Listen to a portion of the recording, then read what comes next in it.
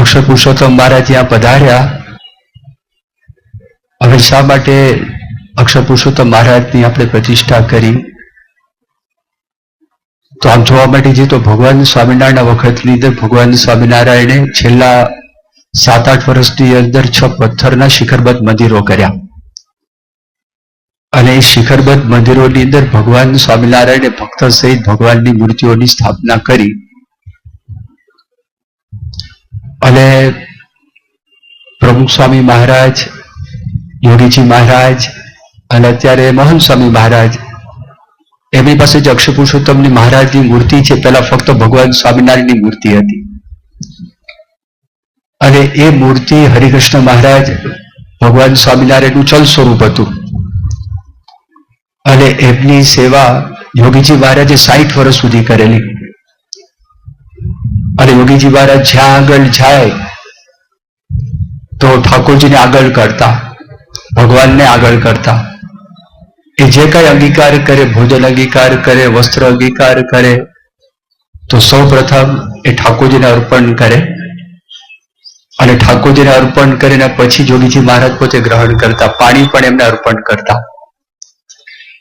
કોઈ નવું ઘર હોય, પધરામણી કરવાની હોય તો પહેલા ઠાકોરજીની પધરામણી થાય, ત્યાર પછી યોગીજી મહારાજ એમાં પ્રવેશ કરતા. પરદેશ જવાનું હોય, વિમાનમાં પ્રવેશ કરે તો વિમાનની અંદર પ્રથમ હરિકૃષ્ણ મહારાજ છે, તો હરિકૃષ્ણ મહારાજને સાથે પેલા રાખે. સેવક સંત હોય, સેવક સંતના મનમાં સંકોચ થાય. એમના મનની અંદર એમ થાય કે ભાઈ યોગીજી મહારાજની આગળ અમારે ચાલવું કેવી રીતે?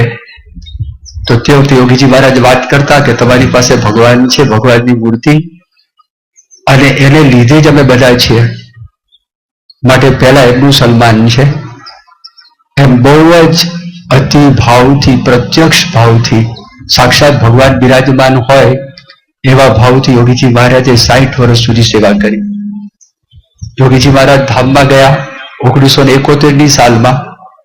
અને ત્યાર પછી પ્રમુખ સ્વામી મહારાજ, તો પ્રમુખ સ્વામી મહારાજે પણ 45 વર્ષ સુધી હરિકૃષ્ણ મહારાજની સેવા કરી. જ્યાં આગળ જેટલા કઈ સન્માનો થયા, તમે જેટલા પ્રમુખ સ્વામી મહારાજના પ્રસંગો જોશો તો એ પ્રસંગોની અંદર હરિકૃષ્ણ મહારાજની મૂર્તિ છે એની સ્થાપના પોતે કરી હશે. લંડનની અંદર પ્રથમ સુવર્ણ તુલા થઈ. એ સુવર્ણ તુલા વખતે પણ ઠાકોરજી એમના ખોળાની અંદર હતા. 1991ની સાલમાં અમેરિકામાં પ્લેટિનમ તુલા થઈ. એ વખતે પણ ઠાકોરજી એમના ખોળામાં હતા. યોગીજી મહારાજની ચિત્ર પ્રતિમા પણ એમના ખોળાની અંદર હતી. કેનેડાની પાર્લામેન્ટમાં જ્યારે સ્વાગત થયું અને જાહેરાત કરવામાં આવી કે અત્યારે આપણી સભાની અંદર એક વિશિષ્ટ મહેમાન પધારેલા છે, ભારતના એક પવિત્ર સંત છે, જેમનું નામ છે પ્રમુખ સ્વામી મહારાજ, તો હું વિનંતી કરું છું કે પ્રમુખ સ્વામી મહારાજ પોતાના સ્થાનની અંદર ઊભા થાય, કે જેને કરીને અત્યારે અહીંયા આગળ કેનેડાની પાર્લામેન્ટમાં જેટલા મેમ્બર ઓફ પાર્લામેન્ટ છે તો એમનું અભિવાદન કરી શકે. પ્રમુખ સ્વામી મહારાજે સેવક સંત હતા નિર્ભય સ્વામી, એમને કહ્યું તમે ઊભા થાવ. એમણે કહ્યું કે સ્વામી, આ આપનું નામ જાહેર થયું છે, જો હું ઊભો થઈશ લોકોને લાગશે હું પ્રમુખ સ્વામી છું, માટે આપે ઊભા થવાનું છે. પ્રમુખ સ્વામી મહારાજે કીધું કોઈને કઈ લાગવાનું નથી, તમે ઠાકોરજીની મૂર્તિ લઈને ઊભા થાવ. અને ઠાકોરજીની મૂર્તિ લઈ પહેલા ઊભા થયા. ઠાકોરજીના દર્શન છે બધાને કરાવ્યા. અને દર્શનને કરાવ્યા પછી ત્યાર પછી પ્રમુખ સ્વામી મહારાજ ઊભા થયા. વેસ્ટ ઇન્ડિઝની અંદર પણ સ્વામીનું પાર્લામેન્ટમાં સ્વાગત થયું.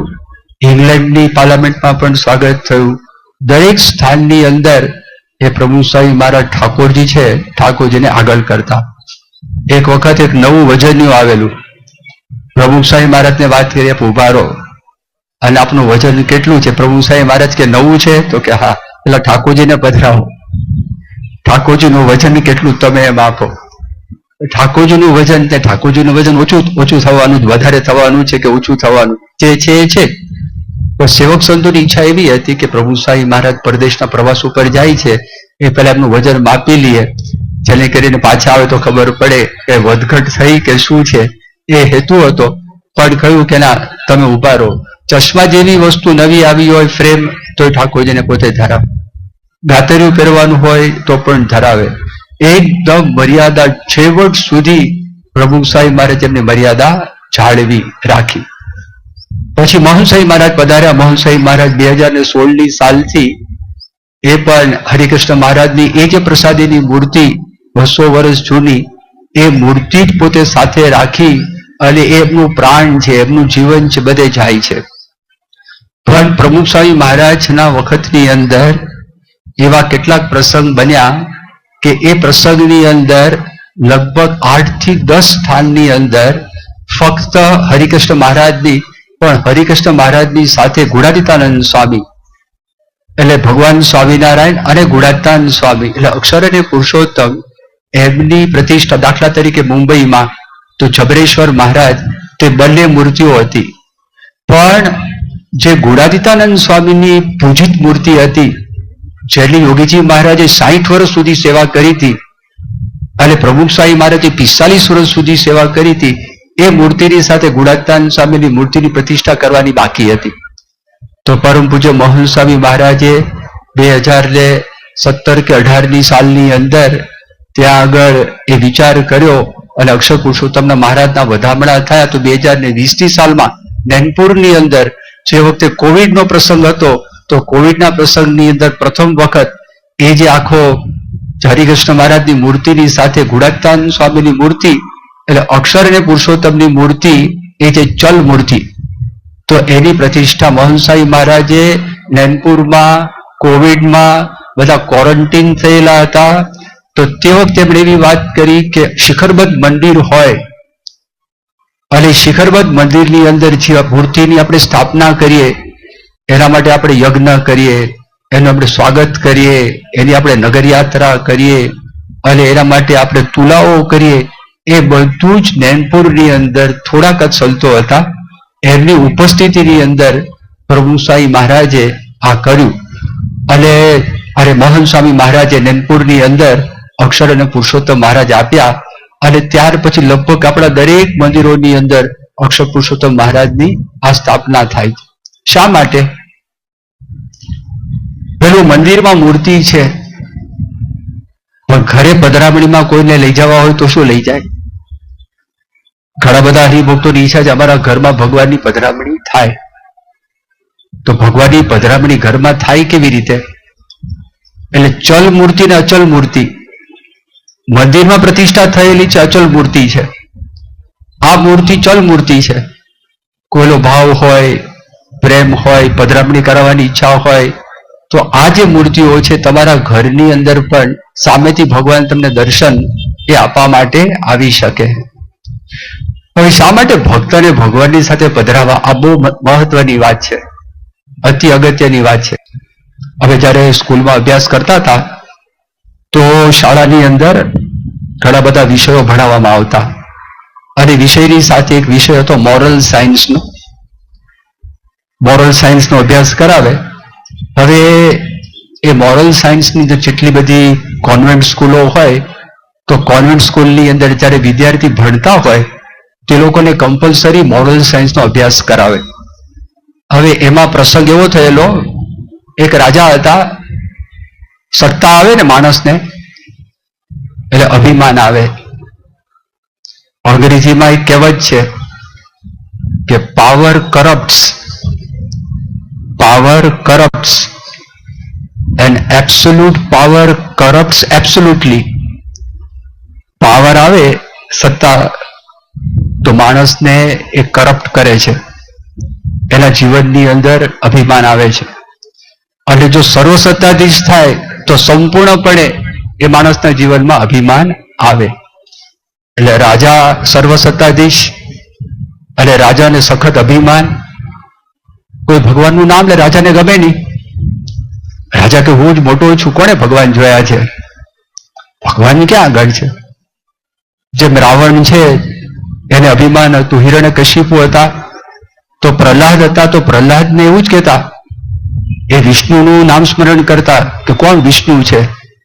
જે છું હું જ છું, મારાથી કોઈ મોટું છે જ નહીં. એટલે એના જીવની અંદર આવું અભિમાન દાખલ થયેલું. એટલે રાજાને ત્યાં આગળ એમના પત્ની હતા રાણી, ગર્ભવતી હતા, એને ત્યાં આગળ પુત્રનો જન્મ થવાનો હતો. રાજાએ મનમાં વિચાર કર્યો કે લોકો ભગવાનમાં શ્રદ્ધા કેમ રાખે છે? કારણ કે બાળપણથી એને કહેવામાં આવે છે ભગવાન છે, પણ નાનપણથી એને ભગવાન સંબંધી એક પણ વાત જો કરવામાં ના આવે પછી આપણે જોઈએ છે એના મનની અંદર ભગવાન માટે શ્રદ્ધા થાય છે કે નથી થતી. રાજાએ ઓર્ડર કર્યો, ફતવા, એને ફરમાન એવું આપ્યું, રાણીને કીધું જો હવે જે સંતાન આવે તે પુત્રની પ્રાપ્તિ થઈ એટલે ભવિષ્યમાં રાજા બનવાના. રાણીને કીધું કે ભગવાન સંબંધી એક પણ વાત આ મારા સંતાનને તારે કરવાની નથી. હવે એને કીધું કે સારું, રાજા ક્રૂર હતા કે મને ખબર પડશે તો તને દેહાંત દંડ આપશું. બધા મિનિસ્ટરો હતા, મંત્રીઓ હતા, મંત્રીઓને પણ વાત કરી દીધી જો ભગવાન સંબંધી એક પણ વાત જો તમે કહેશો તો તમને દેહાંત દંડની સજા મળશે. એટલે બધા ગભરાઈ ગયા હતા. બધાને ખબર હતી કે રાજા બહુ ક્રૂર છે અને ગમે ત્યારે આ જો ખબર પડી કે આપણે ભગવાન સંબંધી કઈ પણ વાત કરી છે તો દેહાંત દંડની સજા થશે. એક પણ શબ્દ બોલ્યા નહીં. મોટો થયો, ભણાવવા માટે શિક્ષક બોલાવ્યા. હવે શિક્ષકે પણ વાત કરી, બધી વાત કરી હોય કરજે, ભણાવવું હોય તો ભણાવજે, આ લોકનું ભગવાન સંબંધી એક પણ વાત તમારા મુખમાંથી મારા સંતાન પાસે જવી ના જોઈએ. કીધું બહુ સારું, નહીં કહું. એટલે ફફડાટમાં ને ફફડાટમાં આ કુંવર લગભગ 10 વર્ષ તો થયો ત્યાં સુધી ભગવાન સંબંધી એક પણ વાત એના મગજની અંદર ગઈ નથી. હવે એક વખત એવો પ્રસંગ બન્યો, મહેલની અંદર ઝરૂખામાં એ રાજા ઉભા હતા અને જોતા હતા રાજા, સૂર્યનો અસ્ત થઈ રહ્યો હતો, એનો મહેલ હતો એક ડુંગર જેવું હતું, એના પર હતો, એનો સૂર્યાસ્ત તમને બહુ સારામાં સારી રીતે દેખાય. એનો કુંવર હતો, કુંવર એ પ્રાંગણની અંદર આવો મોટો બગીચો હતો, બગીચામાં એનો કુંવર પણ ત્યાં હતો અને રાજાએ જોયું કે એનો કુંવર પોતે ત્યાં આગળ રમી રહ્યો છે. ઓચિંતો એક દ્રશ્ય એવું જોયું કે રાજાનો જે કુંવર હતો ઓચિંતો એ ઘૂંટણ પર પડી ગયો અને ઘૂંટણ પર પડી આમ બે હાથ જોડી અને નમસ્કાર કર્યા. રાજા ચમક્યો. રાજાને થયું મારું આ શું થયું, આ કોને પગે લાગે છે? એટલે તરત જ ઝરૂખામાંથી એ નીચે ઉતર્યા અને કુંવર પાસે આવીને વાત કરી, તું શું કરે છે આ? એને કીધું કેમ? એને કીધું કે હું આ કુદરતને જોઉં છું, આ સૂર્ય કોણે બનાવ્યો હશે એને હું નમન કરું છું. આ પંખીઓ છે અત્યારે પોતાના માળા તરફ જઈ રહ્યા છે, અત્યારે આ પવન છે મંદ મંદ વાહી રહ્યો છે, તો પવન કોણે બનાવ્યો હશે? આ પંખી કોણે બનાવ્યા હશે? તો જેને બનાવ્યા છે એને હું નમન કરું છું. રાજા ગરબતા, બોલ, રાણીએ આ વાત કરી છે? ના. શિક્ષકોએ આ વાત કરી છે? ના.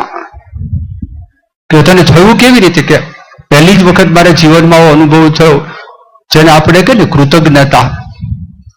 માણસના જીવનની અંદર કોઈ સારું કામ કર્યું હોય અને કૃતજ્ઞ માણસ હોય એને થેન્ક યુ કે, એ આભારની લાગણી આપણી સંસ્કૃતિ છે.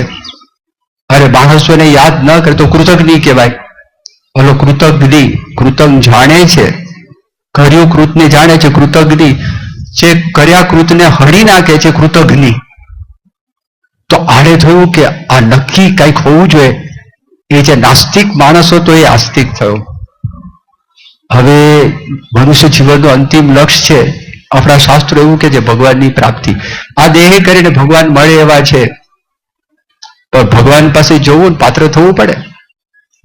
સરકાર છે, સરકારમાં સેક્રેટરી થવું હોય તો IAS ની ડિગ્રી પ્રાપ્ત કરવી પડે.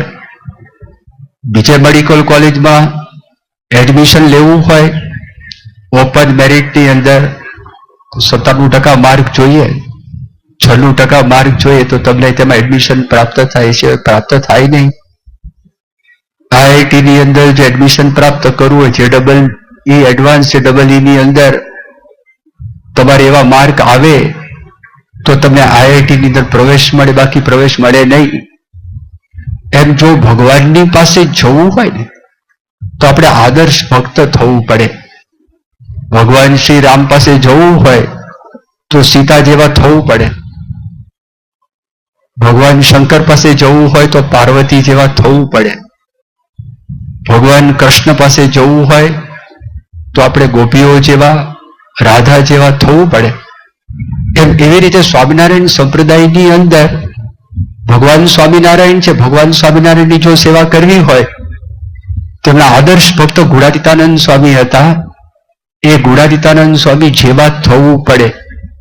એમના જેવા જો થાય એટલે અંતર શુદ્ધ થાય, અંતર પવિત્ર થાય. અંતરમાં કોઈ મારું તારું છળ કપટ નહીં, કામ ક્રોધ લોભ મોહ એ કશું રહે નહીં. અંતર સંપૂર્ણપણે સ્વચ્છ થાય, સાફ થાય તો ભગવાનની પાસે રહેવાય. હવે ચલો, કદાચ આપણને અક્ષરની વાત સમજાય ન સમજાય, પુરુષોત્તમની વાત સમજાય ન સમજાય, આ સનાતન હિન્દુ ધર્મના આ સિદ્ધાંતો છે, બુનિયાદી સિદ્ધાંતો છે. સનાતન હિન્દુ ધર્મના મૂળમાં વેદ છે. વેદનો એક ભાગ ઉપનિષદ છે. તો ઉપનિષદની અંદર મંત્રો લખેલા છે અક્ષર અને પુરુષોત્તમના. બ્રહ્મ વિદ્યાની વાત કરીએ છીએ તો બ્રહ્મ વિદ્યાનો અર્થ જ આ થાય. મુંડક ઉપનિષદમાં કહ્યું યનાહમ પુરુષમ વેદ સત્યમ પ્રવાચ તામ તત્વ તો બ્રહ્મ વિદ્યા. જેના વડે અક્ષર અને પુરુષોત્તમનું જ્ઞાન થાય એને બ્રહ્મ વિદ્યા કહેવાય. એ વાત કરી મુંડક ઉપનિષદમાં. તૈત્તિરીય ઉપનિષદમાં વાત કરી બ્રહ્મવિદ આપૃતિ પરમ. આપણે જો બ્રહ્મરૂપ થઈએ તો જ ભગવાન આપણને પ્રાપ્ત થાય. એ તૈત્તિરીય ઉપનિષદની અંદર વાત કરી. કઠોપનિષદની અંદર વાત કરી કે અક્ષર બ્રહ્મ ભગવાનને પ્રાપ્ત કરવા માટેનો પુલ છે. ભગવાન પાસે જવું હોય ને તો સેતુ છે, રસ્તામાં ભવસાગર છે. યહ સેતુ ઈજાના નામ અક્ષરમ બ્રહ્મ યત પરમ. આજે વાત કરી તો આપણા સનાતન જે શાસ્ત્રો છે, સનાતન શાસ્ત્રોની અંદર અક્ષર પુરુષોત્તમની વાત છે. શ્રીમદ ભગવદ્ ગીતાની અંદર પણ આ જે વાત છે એ વાત કરી છે. બ્રહ્મભૂત પ્રસન્નાત્મા 18મો અધ્યાયનો 54મો શ્લોક, એની અંદર પણ ભગવાન શ્રી કૃષ્ણ એ પોતે આ વાત સમજાવે. તો આ સનાતન શાસ્ત્રોમાં આ બધી વાત છે, પણ કદાચ આપણને ન સમજાય. આ લોકમાં તો સુખી થવું છે. કેવી રીતે સુખી થવાનું? પૈસા મળે તો હા, એ તો જરૂરના છે. સત્તા મળે તો થોડા અંશે એની પણ જરૂર છે જ, એની પણ ના નથી. માણસને દુઃખ શેનું છે?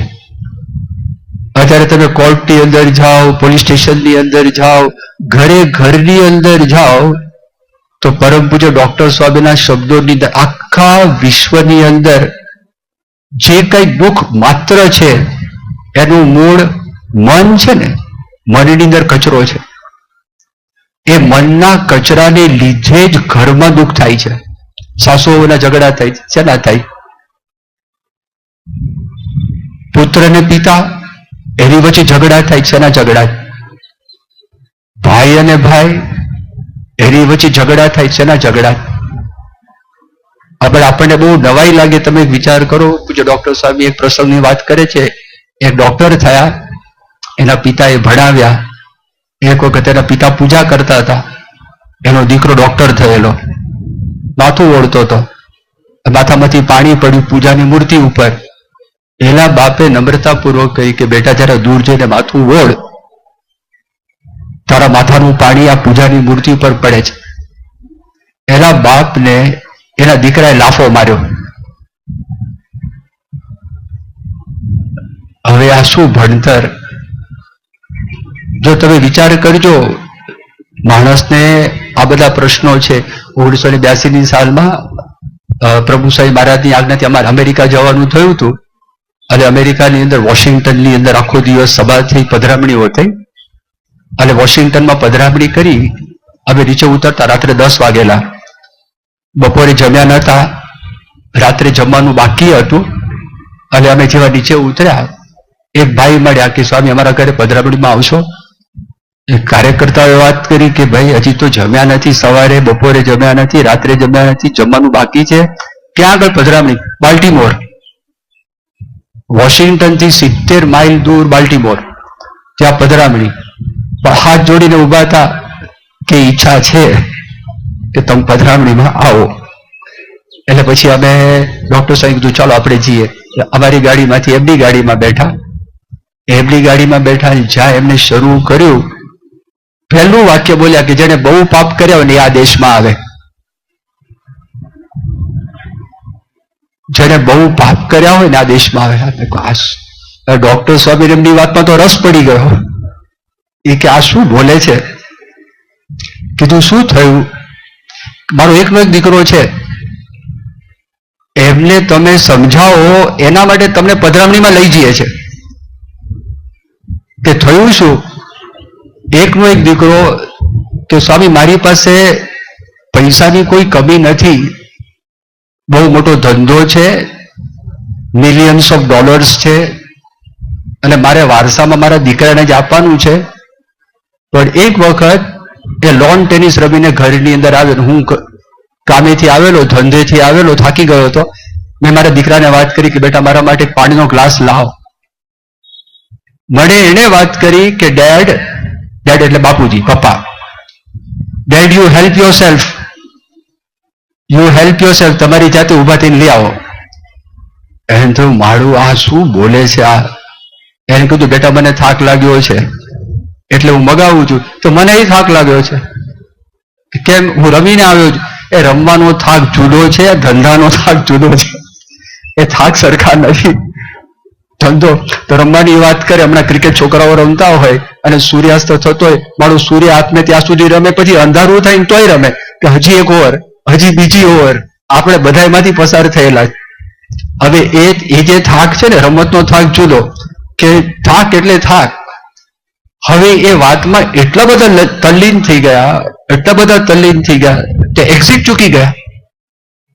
એક્ઝિટ ચૂકી ગયા. અમારે 70 માઇલ જવાનું, 70 માઇલનો ચક્રવો બીજો થયો. રાત્રે 12 વાગ્યાના ઘરમાં પહોંચ્યા. એ છોકરો ઘરમાં નહોતો અને પડોશીમાં હતો. એના બાપે કીધું કે હું હમણાં બોલાઈ આવું. એના બાપ શોધવા લાગ્યા. છોકરો મળ્યો કે સંતો આવ્યા છે. હવે તમને લિટરલી કહું, જે આખો પ્રસંગ બન્યો, શું બન્યો, ત્યાં આગળ હતા ને, એ સોફા પર બેઠો હતો, તો પગ ઊંચા કરીને આવી રીતે, એટલે એમને ખબર જ નહીં કે કેવી રીતે બેસવું, શું બેસવું, આવી રીતે બેઠા હતા. હવે એ ત્યાં બેઠો, પછી એના પપ્પાએ કીધું જરા પગ નીચે રાખીને બેસ. ઠાકોરજીની મૂર્તિ પધરાવી. ડોક્ટર સાહેબ કે ચાંદલો કરો. બોલો કે વોટ ચાંદલો? જિંદગીમાં કર્યો નહોતો. પછી સમજાયું કે ભાઈ આંગળી લગાડો. પછી કે આરતી ઉતારો. વોટ આરતી? આરતી શું છે એ ખબર નહીં. અને પછી થોડીક વાત એ છોકરા સાથે કરી. એ થોડીક લાંબી કથા છે. એનો સાર એટલો જ હતો. સારમાં એટલું હતું, મેં કીધું કે તમે એવું માનો છો કે તમારા સુખ દુઃખની અંદર મન ભાગીદાર છે?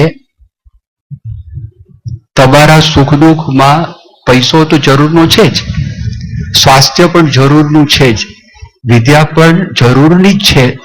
પણ તમે એવું માનો છો કે તમારા સુખ દુઃખમાં મન પણ ભાગીદાર છે? એક સરળ દ્રષ્ટાંત આપ્યું. એક 5 વર્ષની છોકરી હતી, 10 વર્ષની છોકરી હતી. એનો 5 વર્ષનો નાનો ભાઈ હતો. એ ભાઈને ઉંચકીને છોકરી ચાલતી હતી. કોઈકે વાત કરી આ બોજો છે, વજન, આ 5 વર્ષનો છોકરો મૂકી દે. તો કે ના બોજો નથી, મારો ભાઈ છે. હવે બીજી 10 વર્ષની છોકરીને કીધું તને ઊંચક, તો કે આ બોજો છે. પણ એની બેન હતી, તો બેને એવી વાત કરી કે ના આ બોજો નથી. એટલે એનો અર્થ શું થયો કે પહેલામાં એને દુઃખ લાગતું નથી, બીજામાં એને દુઃખ લાગે છે. તો એના સુખ દુઃખની અંદર મન છે, એ મન ભાગીદાર છે. એટલું જો સમજાય એના મનની અંદર, આપણને પણ એટલું સમજાય કે મનની અશુદ્ધિ દૂર કરવી, એનું નામ જ અક્ષરરૂપ થવું. અંતર હૃદય શુદ્ધ કરવું, એનું નામ અક્ષરરૂપ થવું. અને એ આદર્શ ભક્ત ગુણાતીતાનંદ સ્વામી હતા. એનો તો બહુ મોટો મહિમા છે, જબરજસ્ત મહિમા. ભક્તોનો મહિમા એટલો બધો છે. નરસિંહ મહેતાએ વાત કરી કે લક્ષ્મીજી અર્ધાંગના મારી, તે મારા સંતની દાસી રે, 68 તીર્થ મારા સંતને ચરણે, કોટી ગંગા કોટી કાશી રે, પ્રાણ થકી બુને વૈષ્ણવવાલા. નરસિંહ મહેતા 500 વર્ષ પહેલા કે છે લક્ષ્મીજી અર્ધાંગના મારી. ભગવાન કે છે, આજે ભગવાન બોલે છે અને આ પોતે એમનું ભજન બનાવ્યું કે પ્રાણ થકી મુને વૈષ્ણવવાલા. કે લક્ષ્મીજી અર્ધાંગના, સ્ત્રી છે ને એ અડધું અંગ કહેવાય. તમે યજ્ઞ કરતા હો તો તમારા પત્ની બેઠા ન હોય તો યજ્ઞ પૂરો ન થાય. રામચંદ્ર ભગવાને ત્યારે યજ્ઞ કર્યું, સીતાજી નતા તો સીતાજીની મૂર્તિ છે, વશિષ્ઠ મુનિ કીધું કે તમે સીતાજીની મૂર્તિ બાજુમાં મૂકો તો તમારો યજ્ઞ પૂરો થાય, બાકી યજ્ઞ પૂરો ન થાય. એટલે અર્ધાંગના કહેવાય. લક્ષ્મીજી અર્ધાંગના મારી, પણ તે મારા સંતની દાસી રે. ભગવાન કે મારા સંતની દાસી છે અને 68 તીર્થ મારા સંતને ચરણે, કોટી ગંગા ને કોટી કાશી રે. આ તો નરસિંહ મહેતા લખી ગયા. એ આદર્શ ભક્તો જયારે પધરાવાયા પહેલી વખત હરિકૃષ્ણ મહારાજની સાથે જે એ મૂર્તિમાં મોહન સાંઈ મહારાજે પધરાવણી કરી, ત્યારે કીધું હવે ભગવાનને ઠીક પડ્યું. ભગવાનને થયું કે હવે બરોબર છે. અને ત્યાર પછી જો આપણે અક્ષર પુરુષોત્તમ મહારાજની મૂર્તિઓ અત્યારે આપણે અહીંયા દરેક મંદિરમાં એ પધરાવાયા છે, પણ તમને એ ખ્યાલ હોવો જોઈએ, મંદિરમાં આવો તો અક્ષર અને પુરુષોત્તમ એનો અર્થ, તાત્વિક અર્થ શું થાય, આ એનો અર્થ થાય. જીવન શુદ્ધિ આપણા જીવનની અંદર આવે એના માટે જ નિયમિત સત્સંગ છે. એક દિવસમાં સાફ નથી થતું, ઘર રોજ સાફ કરવું પડે. તો એવી રીતે આપણે નિયમિત ભગવાનની કથા વાર્તા સાંભળીએ તો આપણું અંતઃકરણ પણ શુદ્ધ થાય. આપ બધાને ખૂબ ખૂબ ધન્યવાદ છે કે આપ બધાએ 4 દિવસ બહુ ઉત્સાહથી, બહુ ઉમંગથી આ પ્રસંગને શોભાડ્યો છે. અને આ પ્રસંગથી મોહન સ્વામી મહારાજ પણ અંતરની અંદર ખૂબ ખૂબ રાજી થતા હશે કે આટલું ભાવથી, પ્રેમથી અક્ષર પુરુષોત્તમ મહારાજનું આગળ સ્વાગત કરેલું છે. માટે આપ બધાને ખૂબ ખૂબ ધન્યવાદ છે. આજના દિવસે ભગવાન સ્વામિનારાયણ, ગુણાતીતાનંદ સ્વામી, પ્રભુ સ્વામી મહારાજ, મોહન સ્વામી મહારાજના ચરણોની અંદર પ્રાર્થના કરું છું કે આપ બધા તને મને ધને ખૂબ સુખી થાવ. બધાને હાર્દિક જય સ્વામિનારાયણ.